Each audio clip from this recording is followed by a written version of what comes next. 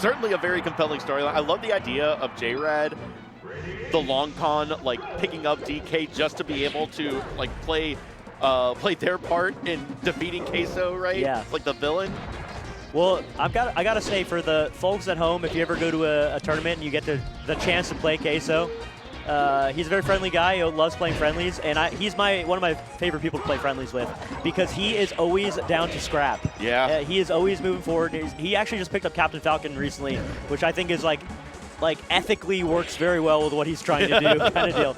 Like, yeah, a style match, right? Yeah. So like that's gonna be part of the reason why DK is gonna be kind of screwing him. Like you can't, as a Marth player or really any player, you can't touch DK's shield. But if you touch it, you're gonna get grabbed just like that, and you're gonna get doinked. Yeah. Okay, I thought that was gonna be a kill, and it was gonna make me look like a genius. But I mean, that was close. Close enough. Honestly, the DI was really, really good for Marth. Landed on that top platform there. One of the big threats that we're gonna see with Donkey Kong is the startup of up B, right?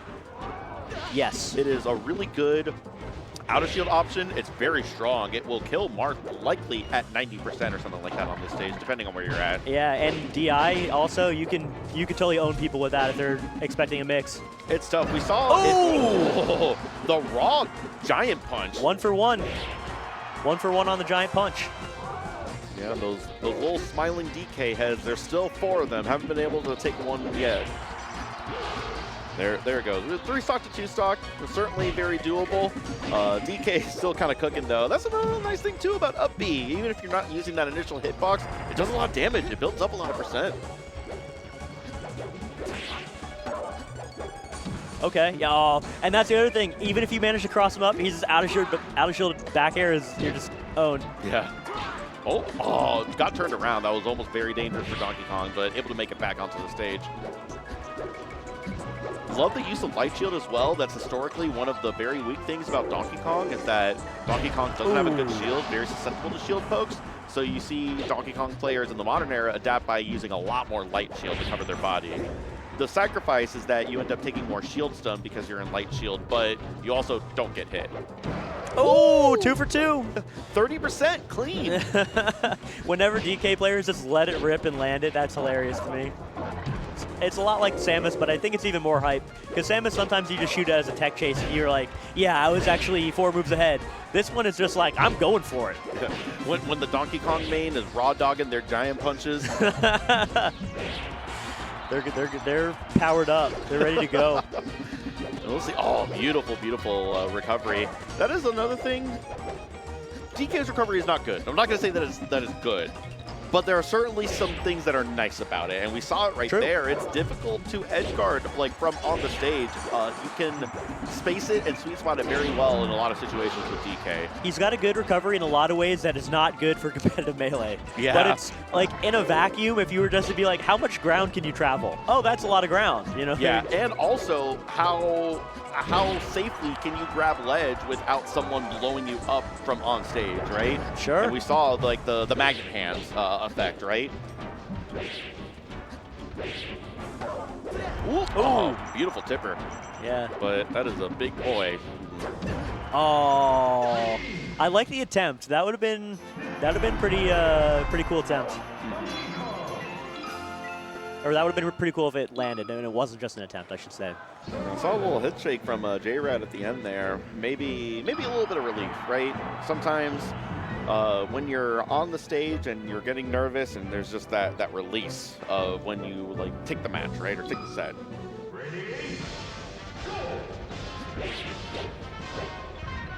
Marth opting to go to FD. I feel that this is likely a pick that is playing into Marth's strengths than necessarily any one of Donkey Kong's weaknesses. I know a little bit about DK. I'm not going to say I'm completely ignorant, but I don't think I know enough to know the minutia of some of the stage counter picks. Aside from a stage like Yoshi's Story being really good because you can catch their feet on the side platforms with that up B startup. Using that startup in the aerial up B and able to take away that stock.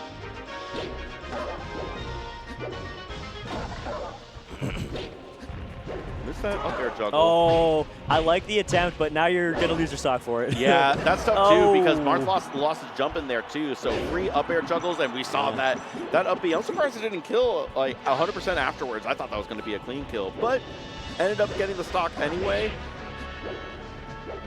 We'll see. Clean 2 stocks here. Oh, unfortunate. Didn't regrab the ledge and just got blown up by Tipper. Queso mounting a little bit of a comeback. Maybe some more of these forward smashes. Crank him out a little bit more. He's looking like he's reliving Pearl Harbor right now. It's a 1,000-yard stare. Queso certainly does not look pleased.